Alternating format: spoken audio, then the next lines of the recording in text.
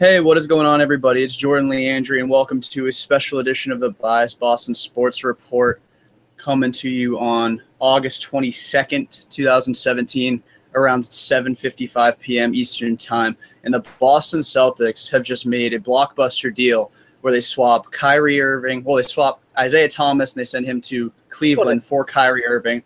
The deal includes Jay Crowder, Ante Zizic, and the 2018 Brooklyn first-round pick. I'm joined here by Mikey DeLulo, and we are here to react to this Isiah Thomas, Kyrie Irving deal. Mikey, what are your thoughts on it?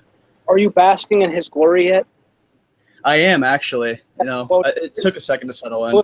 Hypothetical for the people that are not here watching or not. But here's what I think, all right? Next year, the trade's a wash because Isiah and Kyrie are comparable enough. But I do think this trade makes the Celtics good enough to force the Cavs to 7 and I think possibly beat them. But like the years after that, I think the trade is going to benefit the Celtics more than it does the Cavs because LeBron's gone. They solidified it. He's gone. We all know that. Isiah is going to go sign some huge contracts and probably the Pelicans will overpay him. And their whole team will just fall apart. But the Celtics are going to stick together and run the East.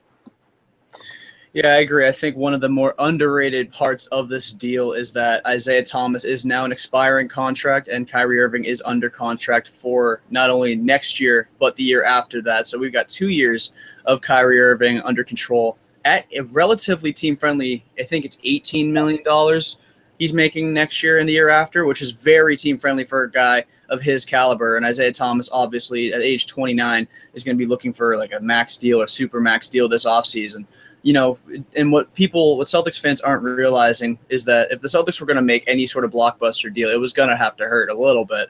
I know a lot of people weren't thinking to be the magnitude of Isiah Thomas. They were probably thinking more along the lines of Jaylen Brown, Marcus Smart, a Brooklyn pick, the Lakers pick, whatever.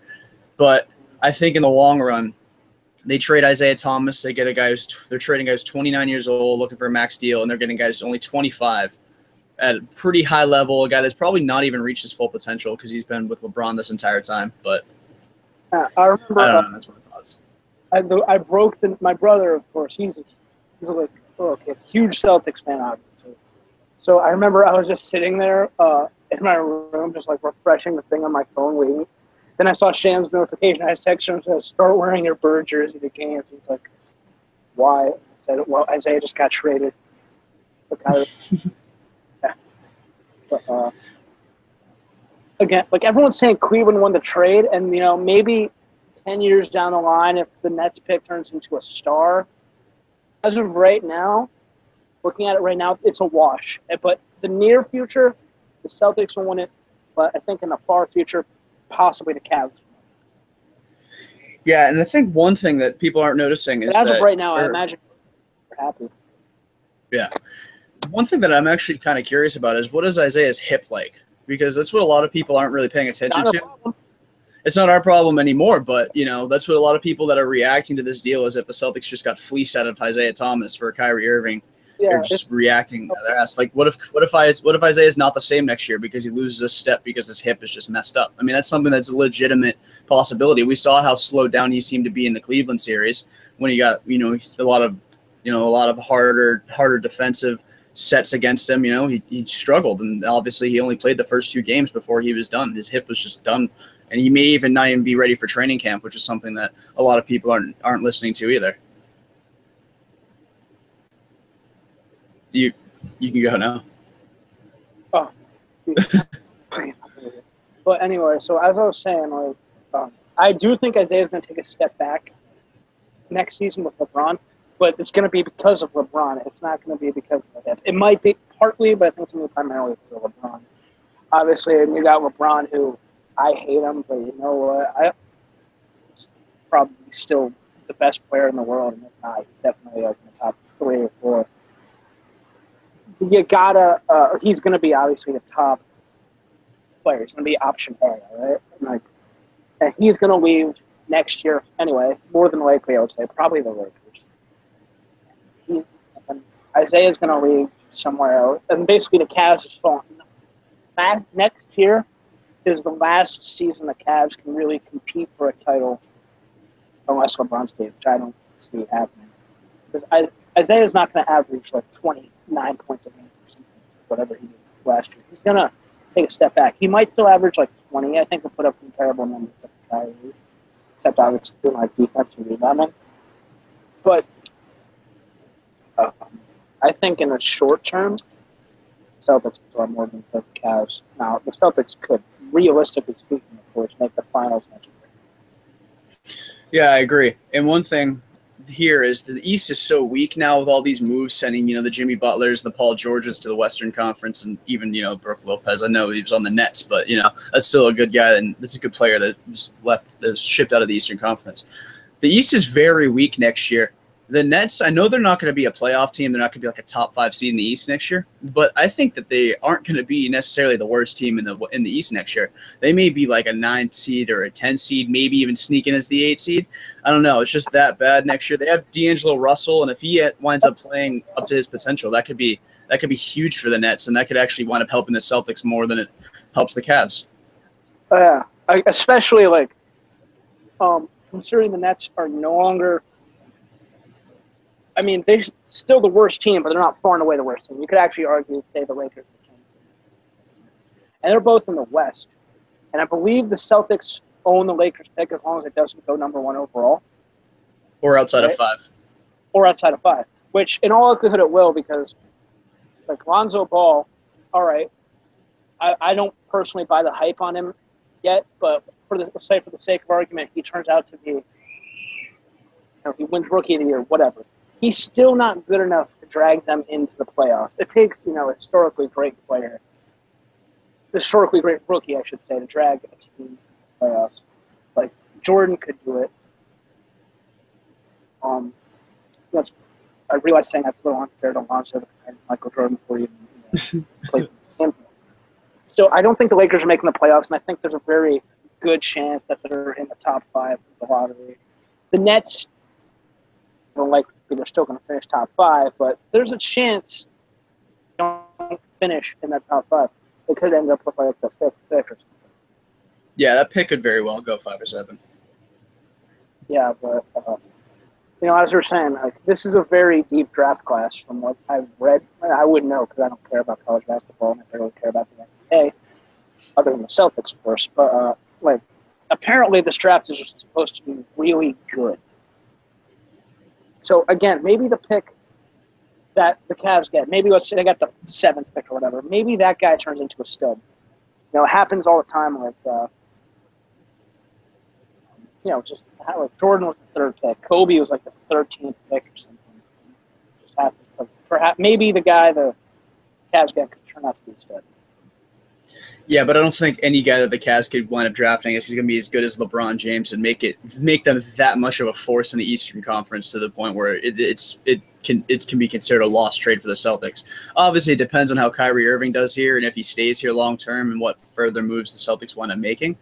And if the Lakers fall in between 2 and 5, the Celtics could get DeAndre Ayton, who's a guy that has been like the top rated big man in this upcoming draft, and obviously the Celtics need a big man, so it's not like. It's kind of like, in a way, the second shot at the Markelle Fultz deal in the sense where they traded the number 1 pick to get to the 3 pick. Instead of now next year possibly having the 1 pick and taking Ayton, now they get him at 3 or 4 because he has been slipping down boards lately since, Bagley, Bamba, those 2 guys have become so highly touted over the course of the last couple months.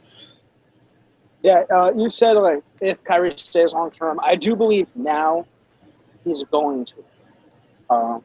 Because he's no longer the second option. Right. Now, Gordon Hayward and Al Horford, those guys are all-star caliber players, obviously. But, again, Horford for a while was the second option in Atlanta. He started out as the first option, but now later on he's the second. He came to Boston, he was the second option. Hayward, I think, will be much more willing to take on the second option role, even though throughout his time in college and at Utah, he was the first option. I think now he'll be more willing to take on second option, especially that he's back with Brad Stevens. I think this is going to help Kyrie's career. If the Celtics can, I think they get the first seed. But I do think that, getting back to my original point, that Kyrie will sign an extension to stay here. Either that or I'm going to end up on fucking old takes exposed reason because I'm saying that. But no, I do believe he's going to re-sign in Boston.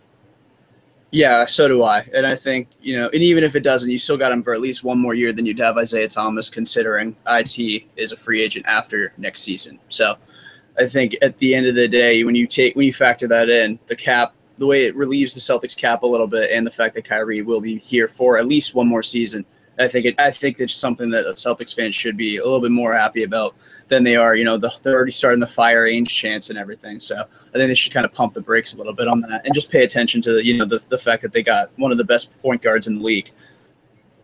That's the Green Teamers. They're the pink hats of the Celtics. Yeah. You wonder why the Patriots are so good. You don't see this shit there. And actually, one weird comparison of this deal. I mean, obviously the Celtics are getting a star back, and the Patriots didn't. But one of these things is like, I think it was Ian Simpson who works for Bias Boston Sports with us, said that this is like comparison to Jamie Collins. A guy that's running his mouth about getting paid a ton of money, and then they just ship him off, and they go and get someone that's going to be more team friendly contract, and that's kind of how it was working out. There's a big difference. Jamie Collins went from New England to Cleveland, but Kyrie's went from Cleveland to Boston. That's but Isiah Thomas. Yeah, I mean, Isiah Thomas. I like Isiah a lot, but when the Celtics won the lottery, I was a big fan of take Markelle Fultz, have him become the sixth man, then trade Isiah before he hits free agency, have Fultz take over. Now, basically, it just cuts out the middleman. Just trading Isiah before free agency and having Kyrie, again, who's already proven, so we don't have to take a gamble on a guy like Markelle Fultz or whatever. The guy's already proven like Kyrie, and putting him in Boston, obviously, winning tradition, the old saying, you win a title in Boston, you're a legend forever. And I think that's a legit possibility now with Kyrie. Yeah, and I think he has a legitimate chance of being the number one option. I think it's going to be a kind of a little bit between Gordon Hayward and Kyrie, depending on matchups and stuff like that. But Kyrie will be the face of this franchise. He is the guy, and he is pretty much replacing Isiah Thomas, and he's a better version of him. I think the numbers are going to improve a little bit. The assists might go up. I'm not 100% sure, but he's probably a more efficient scorer.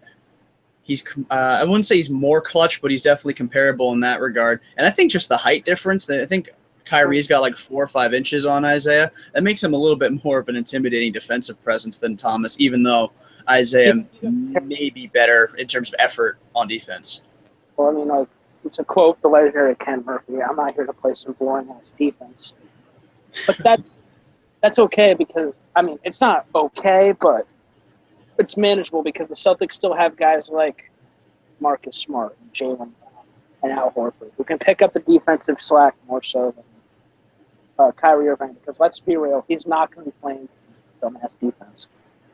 Oh, and Marcus Morris, who is the guy that they traded Avery Bradley for. He's another very good defensive player that they got. A very good defensive player, but again, we might not have him. No, actually, I don't think he's gonna have any punishment for that. I think they've been saying lately that he's gonna be back and he's gonna be playing at the start of the regular season. Now, the way I interpret it as, one of them beat up a guy in Arizona and they didn't know who it was. Now they have to bring them. They have to bring them both. But yeah, again, like Morris. Morris is another guy, very good at defense.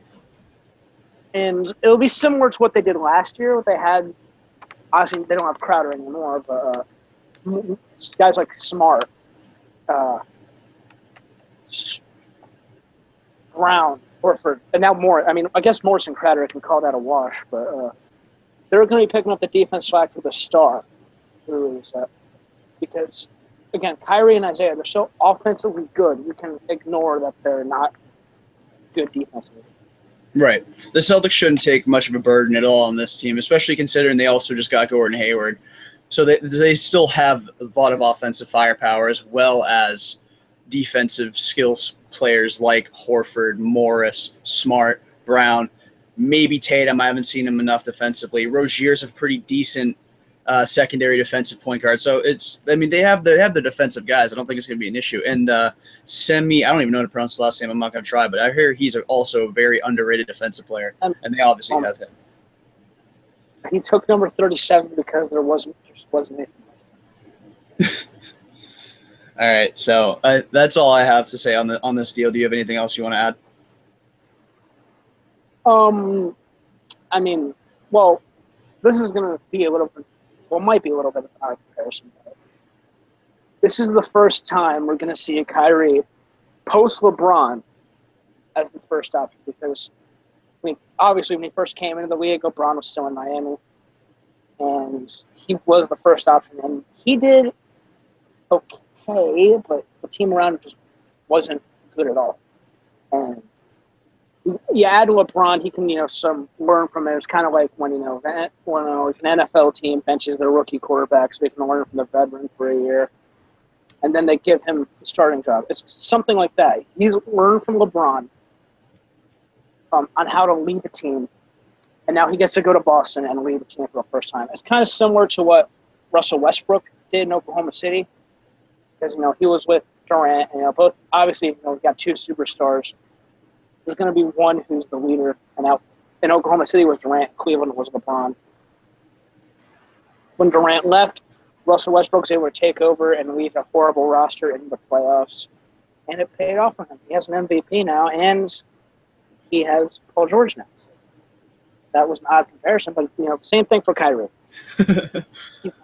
Okay, yeah, Kyrie Irving is definitely going to have a much better supporting cast than he did when he was with Cleveland before they brought LeBron in, because I looked at some of the lineups that he had with him. He had like Alonzo G in the lineup, Anderson Varejao, Tristan Thompson before he actually learned how to play basketball.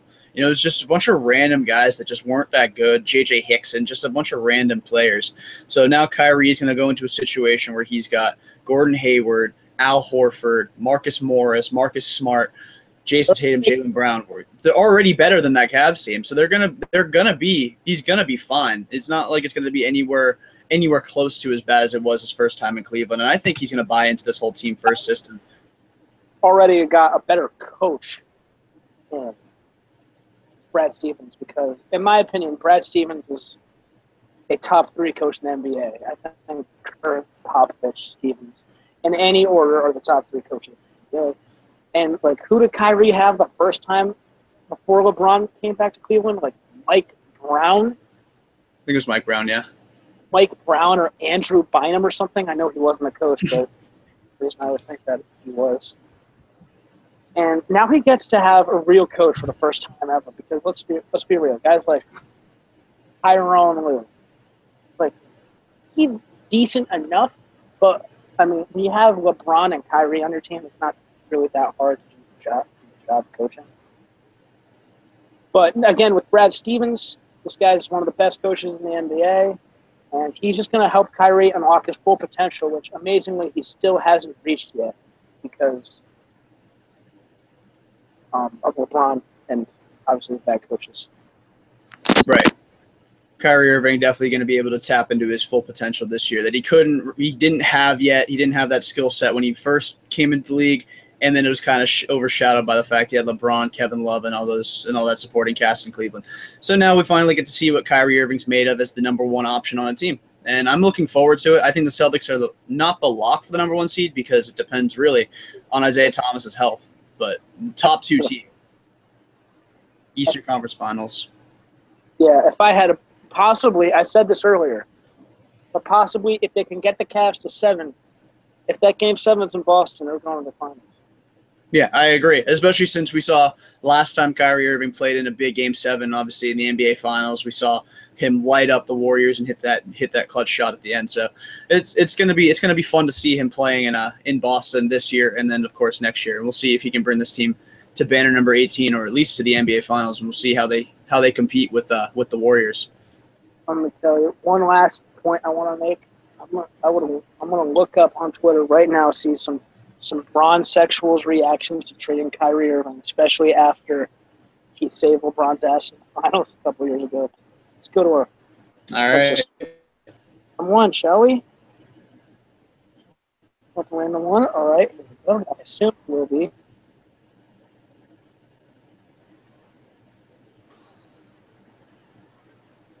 This guy did predict on July 24th, IT and Crowder for Kyrie, great for both sides, which is exactly what happened.